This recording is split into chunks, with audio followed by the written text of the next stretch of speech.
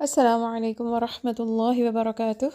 نبی کائنات صلی اللہ علیہ وآلہ وسلم کی بہت ہی پیاری حدیث، جس میں اتنا خوبصورت عمل نبی کائنات صلی اللہ علیہ وآلہ وسلم نے ہمارے بارے میں بتایا کہ جو انسان بھی صبح کے وقت اور شام کے وقت، شام کا کون سا وقت ہوگا کہ سورج کے غروب ہونے سے تھوڑا سا پہلے، اور اسی طرح فجر کے وقت جب ابھی فجر کا ٹائم، جب سورج طلوع نہیں ہوا ہوتا اس سے پہلے، یہ خوبصورت اوقات ہوتے ہیں ذکر کے لیے۔ تو اگر ان وقتوں میں اگر کوئی انسان 3 مرتبہ اعوذ باللہ السمیع العلیم من الشیطان الرجیم 3 مرتبہ پڑھ کر سورہ حشر کی آخری 3 آیات کو پڑھے گا، تو اگر صبح کے ٹائم پڑھے گا تو پورا دن 70,000 فرشتے اس کے لیے دعا کرتے رہیں گے۔